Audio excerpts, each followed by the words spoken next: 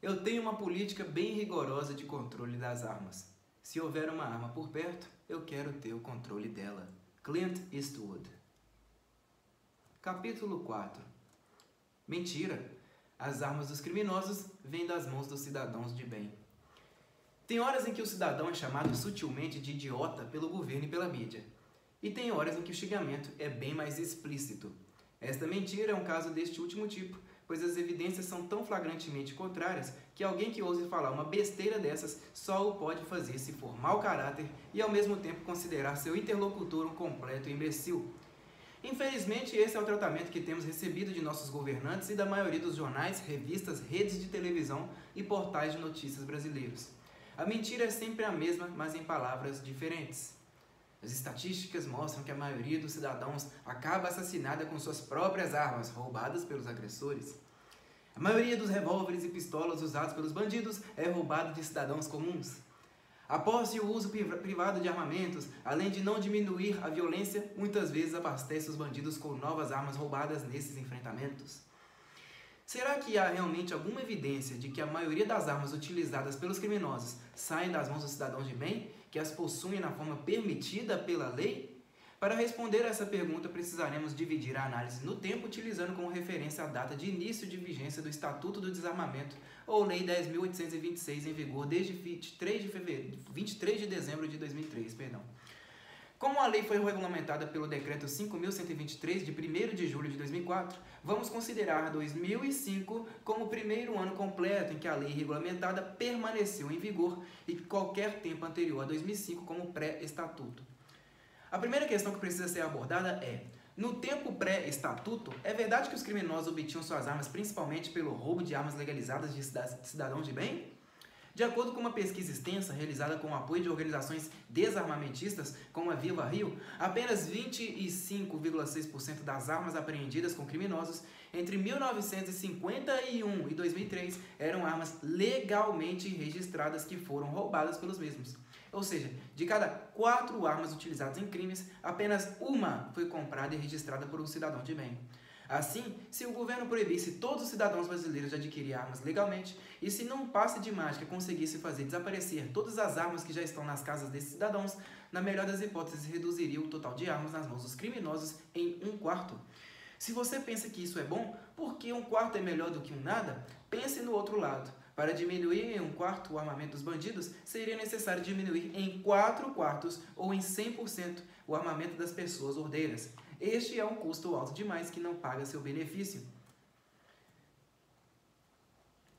Partindo da definição matemática da maioria, que significa metade mais 1, já podemos desmentir todas as afirmações de que a maioria das armas usadas por criminosos vem das mãos dos cidadãos de bem, pelo menos para o período pré-estatuto.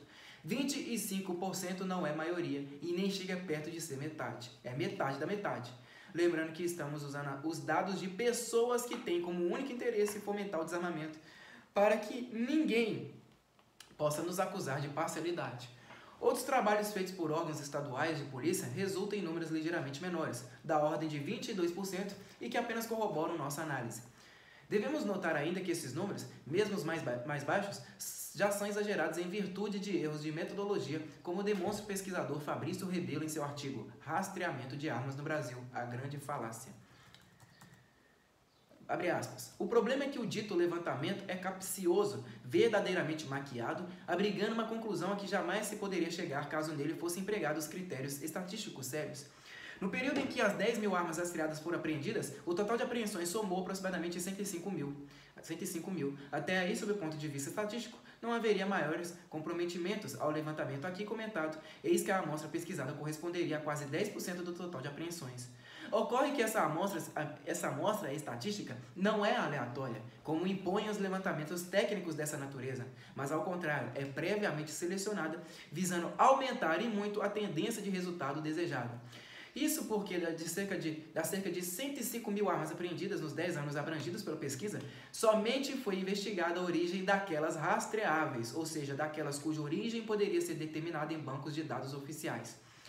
Todas as demais, as com numeração de série adulterada, as já sem essa numeração, as de fabricação caseira, as oriundas de países que não adotam identificação, dentre outras, simplesmente foram desprezadas. Assim, a pesquisa apresenta um dado que se caracteriza como de dupla seleção ou filtro, ou seja, primeiro se reduz a amostragem para um universo específico, não mais aleatório, o das armas rastreáveis, e então somente nele se realiza o levantamento. Seria como alguém pesquisar os carros de origem brasileira circulando na Bolívia apenas pelas placas, considerando unicamente os que mantiveram as daqui. Passemos agora à questão do Estatuto em si, de seus objetivos. Se um projeto de lei foi criado, votado e sancionado, é porque os legisladores enxergaram a necessidade de criar algum mecanismo para diminuir uma situação de perigo para a população. Existe uma outra possibilidade, de que o Estatuto faça parte da agenda desarmamentista do governo, que, como já mencionamos no primeiro capítulo, quer tirar das pessoas os meios de defesa e exercer o controle social. Mas para os propósitos deste capítulo, assumiremos que o Estatuto foi feito como resposta a uma realidade de violência crescente no Brasil como um todo. De fato, em 2003, o índice de homicídios no país já passava de 25 para cada 100 mil habitantes. Para a ONU, qualquer índice abaixo de 10 é considerado normal, índices entre 10 e 20 são preocupantes e índices acima de 20 são considerados casos graves. Essa resposta veio sob a forma de uma das leis de controle de armas mais severas entre todas as nações democráticas, praticamente extinguindo o porte de armas para civis, aumentando a idade mínima para se comprar uma arma, aumentando as taxas monetárias, diminuindo a quantidade de munição máxima por pessoa e instituindo um caráter discricionário para a concessão da licença de propriedade, deixando o cidadão à mercê da decisão da Polícia Federal sobre poder ou não comprar uma arma legalmente. O Estatuto também criou penas adicionais para contrabando e tráfico de armas, mas como veremos em outros capítulos, as únicas apreensões de armamentos que se costumam noticiar são as de fazendeiros com suas carabinas antigas, tratados como criminosos, e nunca de contrabandistas profissionais que fornecem fuzis de uso restrito para os traficantes de drogas das grandes metrópoles. Enfim, como já dissemos, a Lei 10.826 é uma das leis mais restritivas do mundo no tocante ao controle das armas. Sendo assim, e tendo sido feita para combater a violência crescente no país, temos que assumir que ela tenha gerado no mínimo um resultado positivo. Caso contrário, seria melhor que fosse revogada. Pelo caráter extremamente restritivo da lei, um resultado minimamente positivo seria uma diminuição do número de armas em circulação no país, tanto das compradas e registradas legalmente, como das contrabandeadas e traficadas ilegalmente. E se as armas realmente são a causa do aumento da criminalidade, essa diminuição do número de armas deveria levar a uma diminuição dos índices de crime violentos, especialmente dos homicídios. Mas o que aconteceu nos anos seguintes ao Estatuto do Desarmamento? A quantidade de autorizações dadas pela Polícia Federal para pessoas físicas despencou da faixa de 20 mil para uma média de menos de 4 mil armas por ano. Os números a partir de 2004 são consistentemente menores do que os do período pré-estatuto e se mantêm baixos até o início da década atual. Parece que um dos objetivos do estatuto foi cumprido. Ao se dificultar o acesso às armas, as pessoas deixaram de comprá-las. É claro que essa foi a parte fácil para o governo, pois as pessoas de bem, as mesmas que querem uma arma em casa para sua defesa, têm uma tendência natural a obedecer às leis. E quanto aos criminosos, a parte da lei que lhes diz respeito foi cumprida? Houve apreensões de cargas de contrabando? Os traficantes de drogas deixaram de conseguir seus fuzis? O número total de armas diminuiu no Brasil pós-estatuto? A resposta para todas essas perguntas é a mesma: não. A lei penalizou apenas os cidadãos cumpridores da lei e não tirou as armas das mãos dos criminosos. Tanto é que o número de homicídios com armas de fogo não parou de crescer desde então e o Brasil tem se aproximado de bater mais um recorde negativo. A continuar a tendência de alta, em breve romperemos o índice de 30 homicídios por 100 mil habitantes. A própria Polícia Federal estima que para cada arma apreendida no país, outras 30 entram legalmente. Aliás, ilegalmente. Outro dado relevante é que mais de 90% das lojas especializadas na venda de armas e munições simplesmente fecharam após o Estatuto do Desarmamento. Eram 2,4 mil estabelecimentos em 2002 e em 2008 restavam apenas 280. Hoje deve haver pouco mais de 200 em exercício. E o que aconteceu com o comércio ilegal? Alguém já ouviu falar que um traficante, um assaltante de banco ou qualquer outro criminoso teve alguma dificuldade em adquirir armamento? Claro que não. A falta de resultados é a maior prova de insucesso de qualquer empreendimento humano e podemos incluir as leis nisso. O fracasso absoluto do Estatuto do Desarmamento é a prova cabal de que as armas utilizadas pelos criminosos não são, em sua maioria, provenientes do roubo de armas legalizadas. E a população brasileira já percebeu isso, pois desde 2012 a procura por armas de fogo tem aumentado consideravelmente, ainda que apenas uma pequena parcela dos que tentam uma licença para a compra consiga obtê-la. Diante da falência do Estado em proteger o cidadão, a única alternativa que lhe resta é buscar sua própria defesa, mesmo que isso signifique aborrecimentos burocráticos, taxas monetárias altíssimas e muito tempo gasto em cada uma das etapas para a obtenção de uma licença. Um outro ponto importante para que não reste dúvida sobre a falsidade dos argumentos desarmamentistas está no comparativo do custo de obtenção de uma arma para um cidadão de bem e para um criminoso.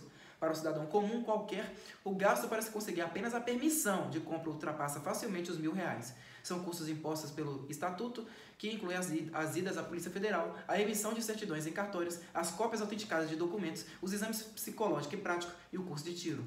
Só depois que o cidadão arca com esses gastos e sem a garantia de que receberá uma resposta positiva, é que ele pode comprar a arma, que também tem um custo muito maior do que tem os outros países. E por último, as restrições à compra de munição, que também acabam elevando bastante seu preço. Está bem claro que o governo, quando estabeleceu esse nível de dificuldade e custo para a obtenção de uma arma legalizada, penalizou, como sempre, as classes sociais mais pobres, que também são as mais atingidas pela violência. E os criminosos? Para eles o custo é tão alto assim? A questão é outra nesse caso. Embora o criminoso não tenha que passar pela burocracia e não tenha que arcar com todos os custos relacionados ao registro legal de uma arma, ele acaba comprando-a de fontes ilegais, o que geralmente significa um custo bem mais alto do que numa compra legalizada. No entanto, o objetivo da compra faz toda a diferença. Enquanto o cidadão comum tem de tirar o dinheiro do seu orçamento para ter uma arma em casa, que ele espera nunca ter de utilizar, o criminoso faz sua compra muito mais como um investimento, como um instrumento de uso diário. Quanto mais útil é alguma coisa, mais vale a pena pagar por ela, e nada mais útil do que uma arma para um ladrão, para um sequestrador ou para um traficante de drogas. O dinheiro que compra essas armas já é dinheiro ilícito, e muitas vezes os chefes do tráfico distribuem armas aos bandidos de menor hierarquia, que são os que cometem os crimes nas ruas. É óbvio que se todas as armas do país tivessem que passar pelos controles impostos pelo Estatuto do Desarmamento, o número de armas nas mãos dos criminosos diminuiria. Só que criminosos são assim chamados por um motivo muito simples: eles nunca respeitam a lei. Daí concluímos que qualquer lei que tente limitar o acesso dos criminosos às armas é por si mesma inútil e incoerente, pois vai contra a própria definição de crime e acaba limitando somente o acesso daqueles que jamais usariam a arma para cometer um delito. O mundo está cheio com a violência. Já que os criminosos carregam armas, nós, cidadãos obedientes à lei, também devemos ter armas. Caso contrário, eles vencerão e as pessoas decentes perderão. James Earl Jones. Capítulo 5. Mentira. As armas são produzidas apenas para matar. A arma de fogo só existe para matar. Se você não é militar, não é policial e obviamente está longe de ser bandido, não precisa de armas, cuja finalidade última é matar o semelhante. Armas são instrumentos de morte. O erro conceitual mais grave e mais comum a respeito das armas é que elas só servem para matar. As frases acima exemplificam bem o tipo de mentalidade que está presente na mídia brasileira e em todos os defensores do desarmamento, sem exceção. Por incrível que pareça, as pessoas que lutam pelo controle e banimento das armas simplesmente ignoram o fato de que qualquer arma pode ser usada de duas maneiras, e não apenas de uma. Existem os usos ofensivos e existem os usos defensivos. Dizer que as armas só servem para matar equivale a dizer que carros só servem para atropelar, que fósforos só servem para incendiar, que faca só serve para esfaquear, que machado só serve para esquartejar e assim por diante. Sei que parece exagero comparar uma arma a um automóvel, por exemplo, mas essa aparência só existe justamente porque nenhum órgão de mídia, a não ser pequenos jornais de cidades do interior, publica histórias verdadeiras sobre os usos defensivos das armas. A dá espaço apenas às histórias escabrosas, às chacinas, aos assassinatos e a tantos outros exemplos fatais do uso das armas, e nenhum espaço aos seus usos benéficos, os agentes da mídia eliminam o equilíbrio do debate público e criam um preconceito que acaba se arraigando na sociedade ao longo do tempo. Repare em especial nos jornais televisivos como é frequentemente utilizada a imagem de uma arma de fogo quando se retrata qualquer ato violento, seja um assalto, um homicídio ou um latrocínio, chegando-se ao absurdo de fazer isso até mesmo quando o crime foi cometido com uma arma completamente distinta como uma faca. Mas voltemos aos dois tipos de uso que uma arma pode ter. O primeiro deles, e o único que é difundido nas histórias jornalísticas, é o uso ofensivo, que podemos também chamar de uso criminoso, pois tanto as pessoas de bem como a polícia nunca atiram em alguém para matar, a não ser que tenham sido ameaçados antes. Mesmo no uso ofensivo, não são todas as vezes em que uma arma é disparada, tanto que se considera como uso ofensivo o brandir de uma arma de brinquedo, pois a vítima, não sabendo se a arma é verdadeira ou não, sente sua vida ameaçada e se rende à vontade do criminoso. Como já notamos acima, todos os usos ofensivos das armas são criminosos, e todos os usos criminosos de armas são ofensivos, com exceção dos usos militares.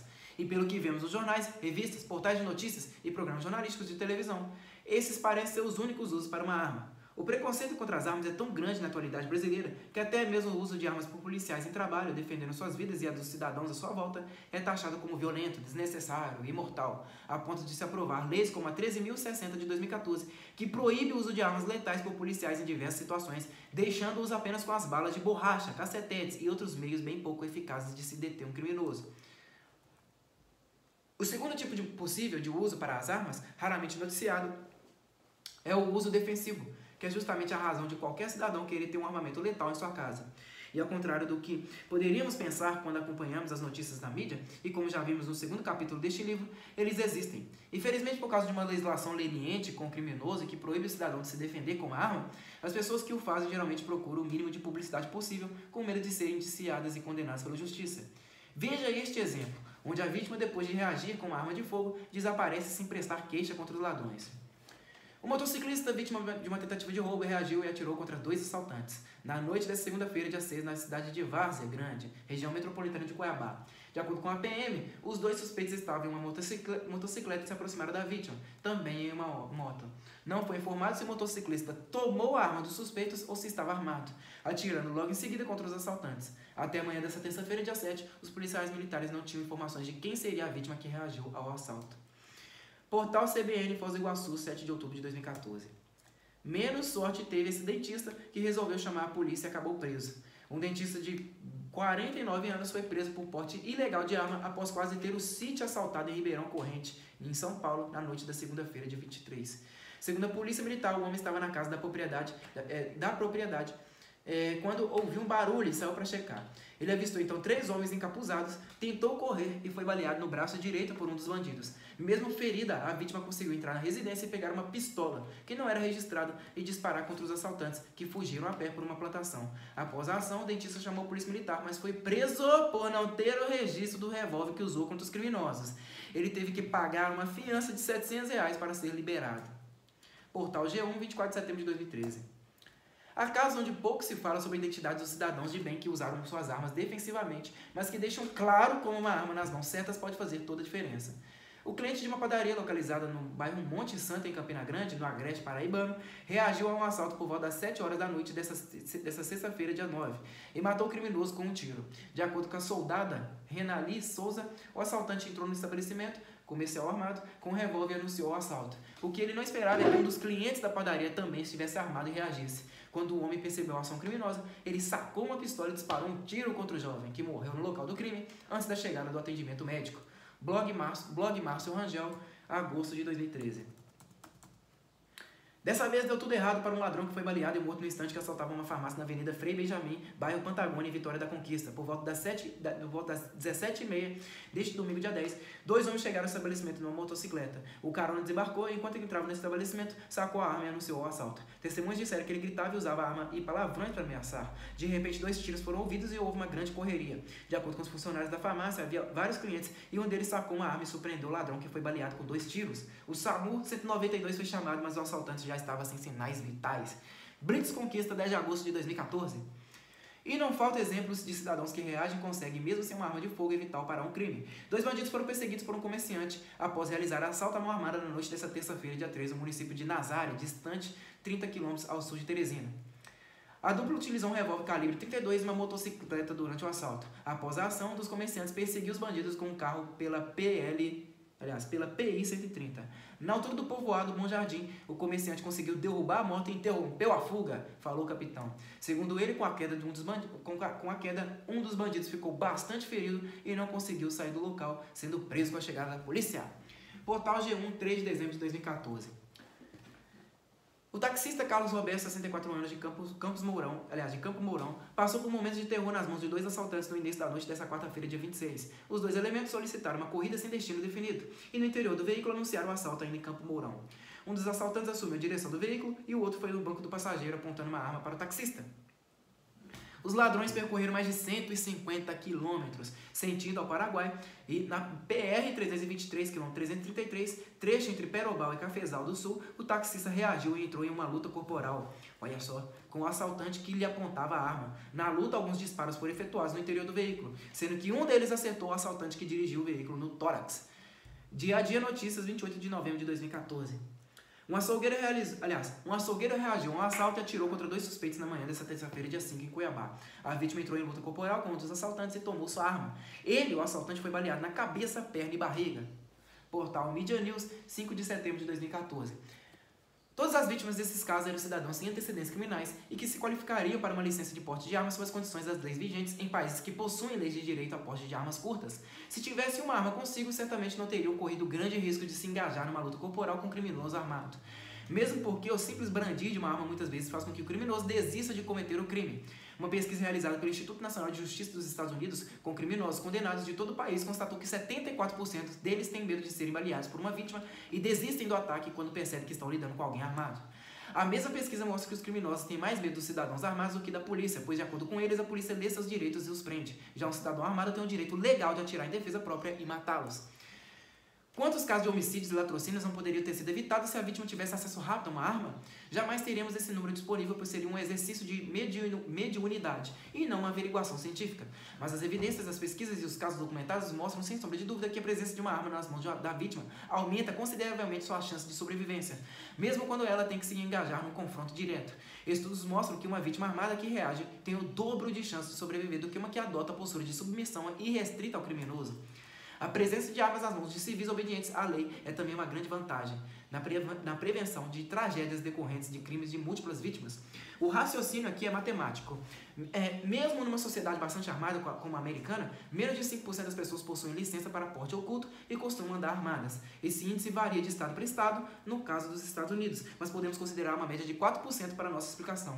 Estatisticamente falando, se 4% das pessoas carregam armas consigo, há uma boa chance de que exista uma pessoa armada num grupo de 25 pessoas. Essa chance é bem maior se o grupo for de 50 pessoas, e é praticamente certo que aconteça num grupo de 100 pessoas, ou seja, uma sociedade civil armada é muito mais segura em sua coletividade do que uma que depende apenas da presença de um polícia em todos os lugares. Mas não deixemos essa afirmação apenas a cargo da ciência estatística. Usaremos agora o exemplo de um país que enfrenta ameaças terroristas constantes a seus cidadãos, Israel. Única nação democrática em uma região onde o extremismo religioso dá as cartas, Israel tem um histórico preocupante de ataques terroristas contra seus cidadãos. Ainda assim, com todas as ameaças de homens-bomba e atiradores suicidas, o país tem índices de mortes violentas muito mais baixos do que os brasileiros, e isso está intimamente relacionado com a presença de armas nas mãos da população civil.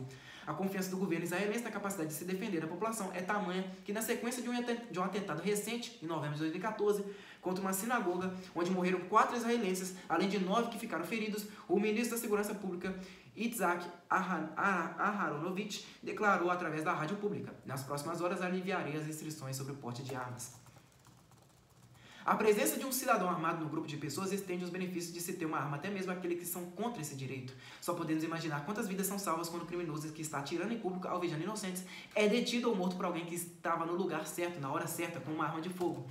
Os minutos que passam entre o momento em que alguém avisa a polícia sobre uma ocorrência dessas e a chegada da força policial são suficientes para que o agressor tire a vida de dezenas de pessoas. Basta uma pessoa armada nesse local para evitar que isso aconteça. Vejamos alguns exemplos, sendo que nos casos brasileiros é quase sempre um policial fora do horário de serviço que acaba agindo, pois são raríssimos os casos em que um civil possui o porte legalizado de uma arma de fogo. Diversas pessoas estavam numa festa em Glendale, no Arizona, quando um dos convidados, um homem de 27 anos de idade, começou a arrumar confusão com diversas pessoas na casa. Foi pedido ao homem que saísse, o que ele aparentemente fez. No entanto, pouco depois ele voltou, dessa vez com um fuzil na mão. O suspeito disparou diversos tiros do lado de fora da casa e, quando apontou o fuzil para um dos convidados, foi baleado por um outro homem de 39 anos que carregava uma arma curta consigo. Este último aguardou a chegada da polícia, explicou o ocorrido e foi liberado. AZ Central, 20 de outubro de 2013. William Alabo feriu Stephen Holman dentro de um bar e, saindo de lá, matou Scott Luzetski, acho que é Luzetski, no meio da rua.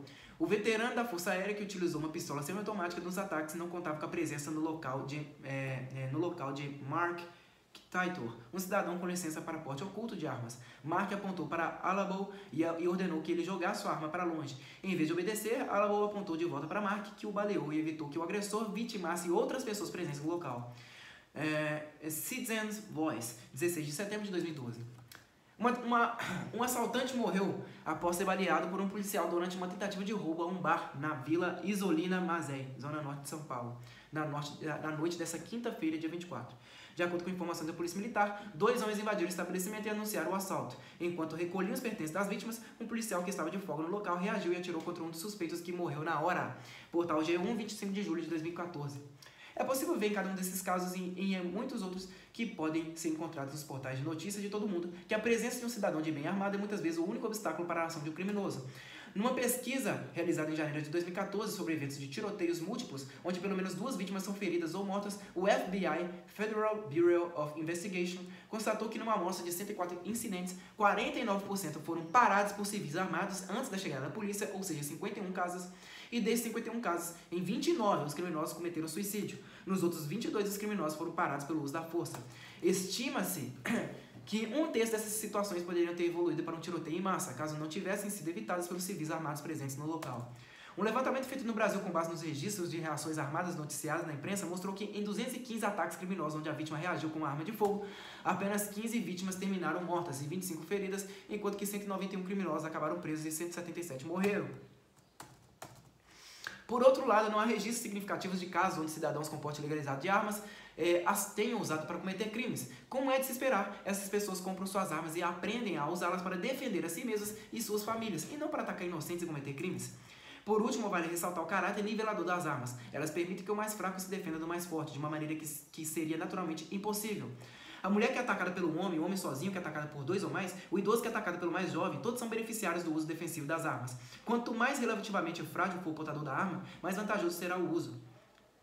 Uma frase famosa do período pós-guerra civil americana define bem essa característica. Lincoln fez os homens livres, mas sem Colt os fez iguais. A referência é a Abraham Lincoln, grande responsável pelo fim da escravidão nos Estados Unidos, e a Samuel Colt, que revolucionou o processo da fabricação de armas. Ao contrário do que dizem os defensores do desarmamento, ao contrário do que dizem as organizações como Viva Rio, Instituto Sou da Paz e Rede Desarma Brasil, e ao contrário do que é alardeado pela mídia e pelo governo, a sociedade fica mais segura quando as pessoas têm armas, e mais segura ainda quando elas podem carregar suas armas consigo. Falsa ideia de utilidade é a que sacrifica 1000 vantagens reais por um inconveniente imaginário ou de pequena importância. A que tiraria dos homens o fogo porque incendeia e a água porque afoga, que só destruindo repara os males. As leis que proíbem o porte de armas são leis dessa natureza. Cesare Beccaria.